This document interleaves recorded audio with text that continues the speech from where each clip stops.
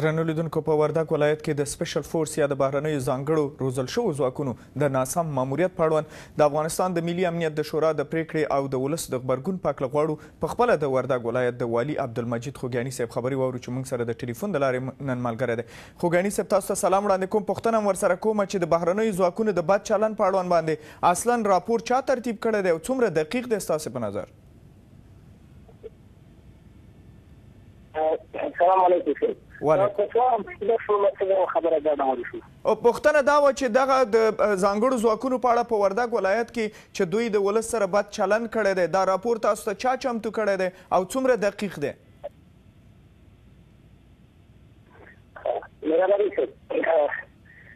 دا خو تقریبا د 2 میاشتې نه راپدې خوا د سپیشل فورس عملیات د سپیشل فورس د عملیات کول په میدان وردګ کې د خلکو اواز په کومو خلک ته تکلیف شول، نو بیا د دې موضوع د څېړنې لپاره تقریبا 4-5 ځلې خپل ولسمشر صاحب راغلي، په دې باندې ولسمشر چې د لپاره بخښنه غواړم هیئت راغلي میدان وردګ ولایت ته. دا موضوع موږ د سپیشل فورس او د هغې د مسؤلینو سره مطرح کړه، د خلکو شکایتونه مو ورته مخامخ وړاندې کړه او دوی ته وویل چې په دې هکله تاسو خپله پالیسۍ کې تغییر راولئ ځکه ولس په تکلیف دی او ولس شکایت کوي. دا نو هغسې یوه موضوع وه چې دا د سترګو لیدلی حالت و چې په خپله د سپیشل فورس کسانو هم دا شکایت اورېدلې، مخامخ په سلګونه کسان به راغلل ولایت ته. موږ د دې دعوت کړی چې خلک دا ډول شکایت کوي چې موږ د ځای ځوروي. نو دا خبره وه چې دا معلومه خبره وه، دا د دې سړي راپور.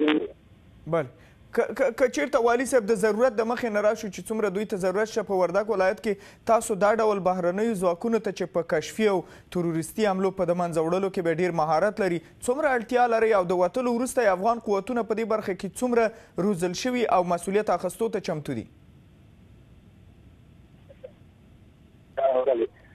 اوس خو تاسو خبر یاست چې د انتقال مرحله ده، وخت په وخت باندې د خارجي قواوو د افغانستان نه خارجېږي.